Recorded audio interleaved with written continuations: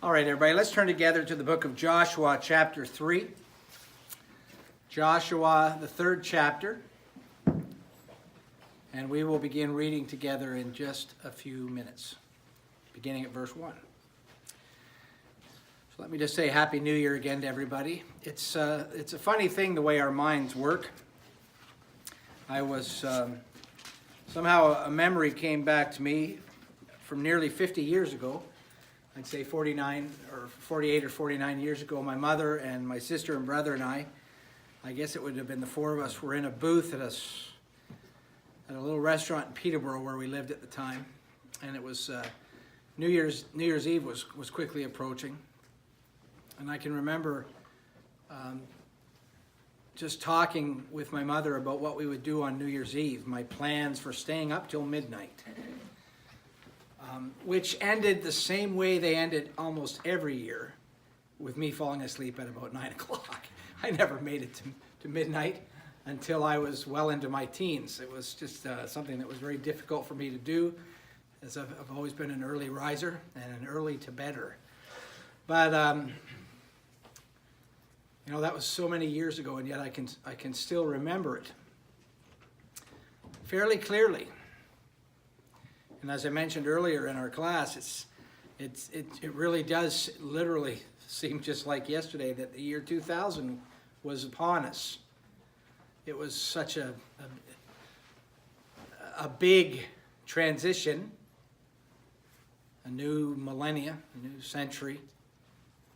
And of course there was great fear back then that the world was going to just fall into chaos because the computers were going to quit working, and it was just going to be a terrible situation, which of course it wasn't. Everything went on as it had. And here we are 19 years later at the year 2019, at the beginning of another new year.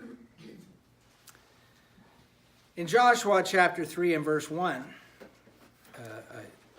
a huge thing is happening. Joshua rose early in the morning, and they set out from Acacia Grove and came to the Jordan, he and all the children of Israel, and lodged there before they crossed over. So it was after 3 days that the officers went through the camp, and they commanded the people, saying, when you see the ark of the covenant of the Lord your God, and the priests and the Levites bearing it, then you shall set out from your place and go after it. Yet there shall be a space between you and it, about 2,000 cubits by measure. Do not come near it, that you may know the way by which you must go. For you have not passed this way before. And Joshua said to the people, sanctify yourselves, for tomorrow the Lord will do wonders among you. They have been waiting for years and years. And now it's time to enter into the promised land. They are going to go, as Joshua said, in a way that they had not passed before. They stand at the edge of the promised land. Imagine that. Put yourself in their place. Imagine what it must have been like to wander in the wilderness for all those years. All the older folks have died off now, and it's time to enter. The hopes of all the people are about to be fulfilled. Giving detailed instructions on where they should go and not go, Joshua added this command, for you have not passed this way before. Back in 2015, I was, as some of you will remember, I was in Australia. It was in September of 2015, and as is my custom when I'm there, I like to go for a walk in the morning. And get up nice and early, go for a walk, and typically what I would do is one day I would walk through the wooded area, the bush, looking for kangaroos. And the next day I would go down to Baldwin Swamp and look for the fruit bats. Well, I was able to convince one of Rick's children to come with me. And to her credit, Alicia got up early and she came with me. And I got lost. I don't get lost in Baldwin Swamp anymore, but it's kind of confusing when you get in there. And I've been through it so many times now that I know it quite well, but I got really lost in there. And we were walking for probably a good 2 or 2.5 hours. I felt kind of bad because here I am with this young, not even a teenage girl, and here we're out lost in the middle of the bush. But we eventually made our way back to civilization. It's easy to lose your place in a place you've not been before, in a place that you're not familiar with. And you probably all can think of something that's happened to you where you've gotten lost. You just didn't know the lay of the land.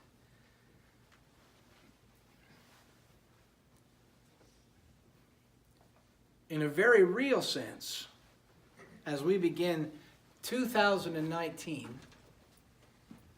we are entering into new territory. We don't know what's coming. Probably it's to our benefit that we don't know. Might be too scary. Or maybe it would be such a wonderful thing that we just couldn't live with ourselves. We'd be so excited, all just waiting for that time to come. But we don't know. 2018 is drawn to a close.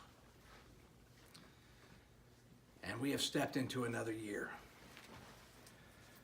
For many of us, it's been an eventful year. For our sister Elaine, it's meant that Michelle left home. And we need to keep praying for Michelle too. I often forget to mention that, but we should be praying for Michelle and that she'll be well. Some of our members have stopped coming, and we need to be praying for them and that they'll come back. Some of us have been under the knife, as William was recently and had surgery. And by the way, William, excellent job on the reading today. Those were some hard words in there. You did well.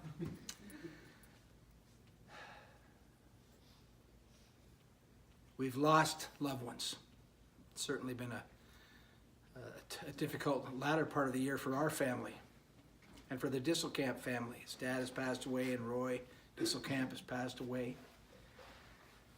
Some have found true love, like Deanna and Howie. All kinds of things have happened. Things that perhaps we've never faced before. Some things that happened were very familiar.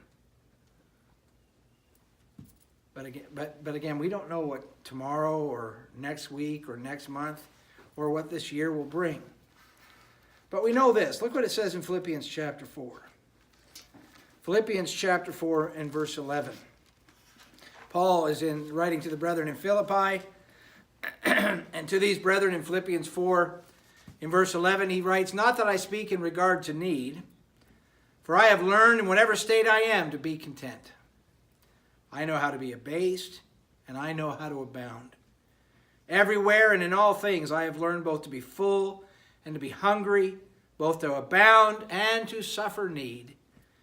I can do all things through Christ who strengthens me." It's quite amazing how resilient we are. We often wonder how we could live without this or that, this thing or that thing, but we do. When we got here today, it was very disconcerting to realize and learn that all of our psalm books and the things that we use to do the Lord's Supper were all locked in the library here. And we don't have a key to the library. But, as Michelle reminded me as I was sort of brooding out in the hallway, we can make do, and we have. Thankfully, we had a few of the hymn books at our home, and Jack was able to go get them, and Deanna and Howie were able to go get us some cups so we could take the Lord's Supper together, and everything went fine. And in fact, I I find it encouraging when we can get through like that and just make do with what you have. As many people in the world have to do. I know it's true oftentimes with our brethren in the Philippines. For example, we use the little plastic cups typically on a Sunday, and when we're done we throw them away. But they don't throw them away there, do they? They wash them, and they use them over and over and over again, because they can't just go up the road as we can and buy another box of those cups. I can find them in any number of places here in Toronto. There's a place in Hamilton where I can get them. It's easy to find. Not so there. So we make do. And that's what the Apostle Paul says in our reading. And he's learned to be content in whatever situation he found himself to be in. And then makes that great declaration of faith that he can do all things through Christ who strengthens me. I can do all things through Christ who strengthens me. We don't know what's coming. We don't know if the Lord will come today, tomorrow, this year, or 1,000 years from now. We don't know if our life will continue on past this year, if we'll still have the health that we're enjoying when this year is over. But we do know this, that as we continue on in this life, we can do all things through Christ who strengthens us. We have the power to do that. We've got a young sister. I say young, she's not really young anymore, in Florida, in Kissimmee, Florida. Georgiana Copeland is Mark Copeland's daughter, one of his twin daughters. She's had a problem for many years where her body just continually creates kidney stones all the time. She never really gets any relief. It's a constant problem, and she's in the hospital right now. And she's having some real struggles in the hospital right now. And she wrote me this morning and shared with me the struggles, and I reminded her of this passage. And she thanked me for it. I was glad she thanked me. Sometimes people get mad when you correct them a little bit. And I wasn't really correcting her. I just wanted her to get her head in a better place. Sometimes people get upset when you do that, but she was very grateful and told me that she needed to hear that. And I was thankful that she was so receptive to that message. But she's in a very difficult place, in a very difficult circumstance, and that happens in life. But the Lord is always with her, and she can get through it, and she knows that. And she said that she could do. She knows she can. It's hard. And just imagine that your body constantly make kidney stones, and it's a painful thing. And it's a constant thing, and we're talking about years now, years and years, and they've not been able. They've tried so many things, and gone to different hospitals and different studies, and nothing's worked. And it's just something that she has to live with. It's that burden. We all have a burden that we have to bear, and sometimes they're harder than others. But the Lord will see us through. We're entering into very new territory, into a new year, and the past is behind us. It's over and done with. 2018 is done. We cannot issue a recall against it. Sometimes when the products are bad, there's a recall, right? When I was in Australia, I found out that there was a recall on lettuce, some kind of lettuce. And it was all being recalled. And of course, you end up finding out that it's just lettuce from a certain area, and that probably billions of dollars of lettuce were thrown away unnecessarily, but there was a recall. Sometimes there's a recall on cars or trucks or different pieces of equipment. It's a safety thing. But we can't recall 2018. We don't get a do-over. We cannot alter the events. But look what it says in Philippians 3 and verse 13. Brethren, I do not count myself to have apprehended, but one thing I do, forgetting those things which are behind, reaching forward to those things which are ahead, I press toward the goal for the prize of the upward call of God in Christ Jesus. Paul could not take back the things that he had done in the past. He could not change the wrongs that he had done. Paul considered himself the chiefest of sinners because he had persecuted the church. And who knows what terrible things were done because of him and with his blessing, with his authority.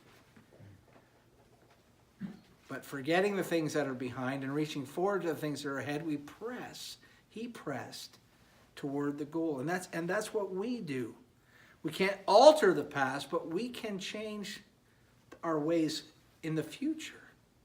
We can do better in the future than we have in the past. We have that power to do that. God has given us the ability to be better. I can do all things through Christ who strengthens me. In Revelation, the 20th chapter,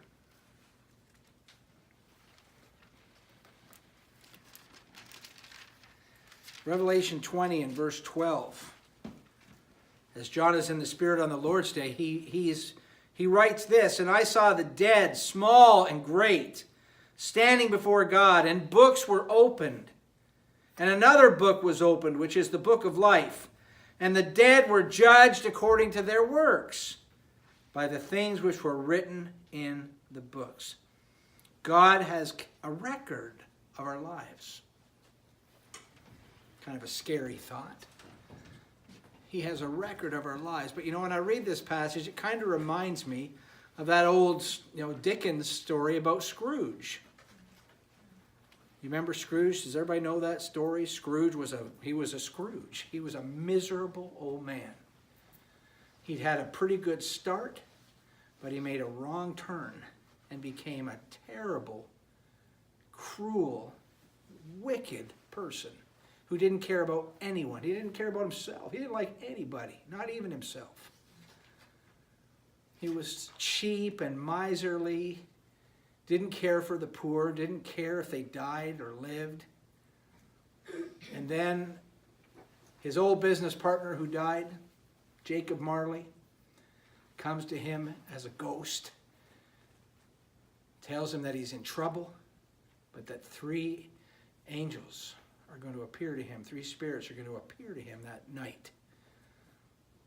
And and as the night progresses and as each one comes, and as he's able to see a glimpse of his past and remember the good things that happened as a young man, and then he sees the terrible decision that he made and the terrible end that's going to come if he doesn't change, dead and forgotten. He has a change of heart. And he goes from being this terrible Scrooge to the most loved person around, because his heart is opened to the needs of others. His heart that was closed is open. His heart that was hardened is softened. And he becomes such a great man. And he helps his employee, whose son was going to die, so that the son doesn't die. And it's just a great story. It's a wonderful story. It's a heartwarming story. And the reality of that and the joy of that is that is something that can really happen in a person's life. Dickens was writing words that were applicable to many. We can change our ways. The past is done, and we will be judged by the things that we've done, but we can change our ways as Paul did. God is not going to condemn Paul because he persecuted the church. Why? Because he changed his way. He repented, and he was forgiven of those sins. And then he lived for the Lord. And the same is possible for any of us. As if we're not living right, we can change our ways. So what will be said of our lives? Did we improve? Have we gone backwards? Have we gotten stronger? Or are we fading away? 1 Peter, the 2nd chapter, and the 2nd verse of 1 Peter chapter 2. You notice here, let's begin in verse 1. Therefore, laying aside all malice, all deceit, hypocrisy, envy, and all evil speaking, As newborn babes, desire the pure milk of the word, that you may grow thereby, if indeed you have tasted that the Lord is gracious. What we all need is the pure milk of the word. If we want to do better, if we want to improve our lives and improve our situation, if we want to be stronger Christians, then we need to have a desire for the pure milk of the word. That's how we're going to grow. We take that milk and then we develop a taste for meat, and we can handle harder things. But there needs to be some effort on our part. We need to be studying and growing, and not just for an hour or two on Sunday morning, because that won't be enough. And as we've illustrated before, did everybody here have breakfast this morning? I think probably most of us had something to eat. Imagine not eating again until next Sunday. Would you have the strength to be here? Howie wouldn't. He has 3 big meals a day. And Philip certainly wouldn't. He'd be dead.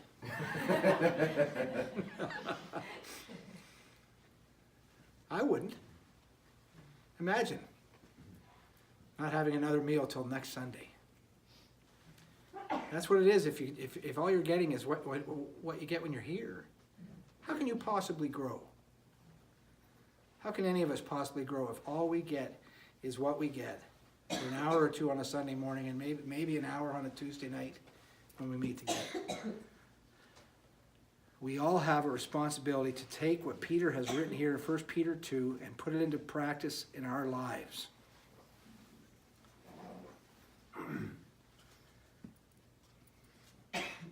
So here we are on the 6th of January of 2019. What direction are our feet going? That's a question we need to ask ourselves. What direction am I going? Spiritually. Am I doing right? Am I living right? The past is done. What's your future like? Now, we don't know what's coming, but we need to think ahead. Not living in the future, but thinking ahead. We need to be making plans to improve ourselves. We should see ourselves as a stronger Christian and then do something about it to make that happen. And we can. I can do all things through Christ who strengthens me. Jesus said, I am the way, the truth, and the life. No one comes to the Father but by me. He is the way to God. He is the way to heaven. And his word is what will direct us there. And so it's time for us all to stir ourselves into a better service for the Lord. One more passage, Romans chapter 13. Romans chapter 13.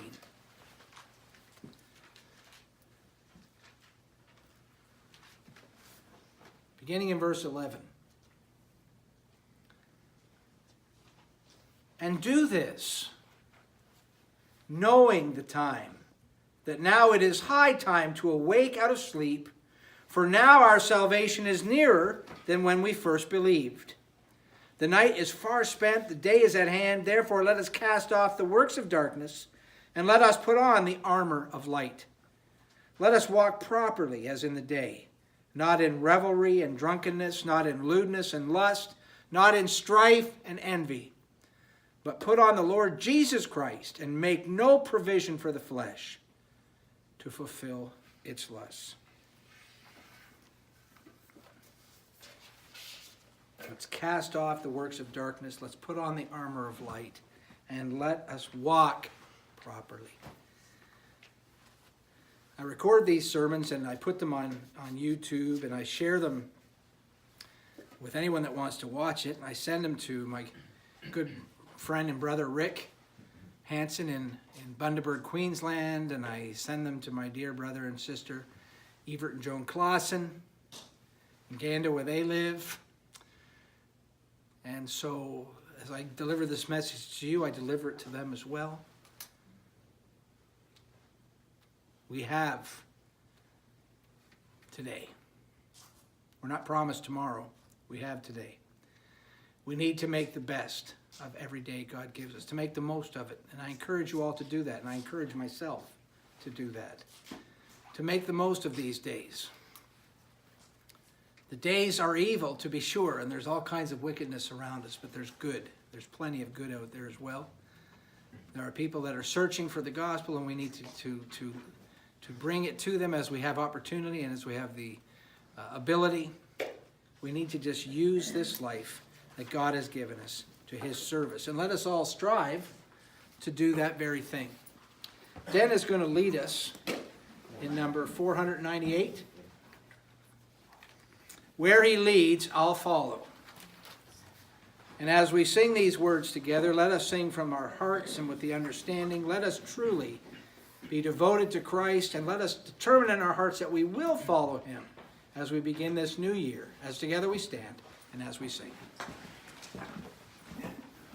Sweet dart of promises, kind is the word, dearer far than any message man ever heard. Pure was the mind of Christ, sinless I see. He the great example is and pattern for me. Where he leads I'll follow, follow all the way. Where he leads I'll follow, follow Jesus every day. Sweet is the tender love Jesus has shown, sweeter far than any love that mortals have known. Kind to the erring one, faithful is he. He the great example is and pattern for me. Where he leads I'll follow, follow all the way. Where he leads I'll follow, follow Jesus every day.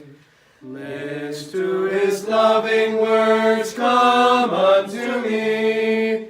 Weary, heavy laden, there is sweet rest for thee. Trust in his promises, faithful and sure. Lean upon the Savior, and thy soul is secure.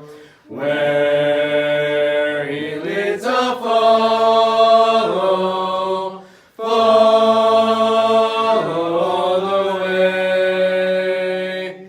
Where he leads I'll follow, follow Jesus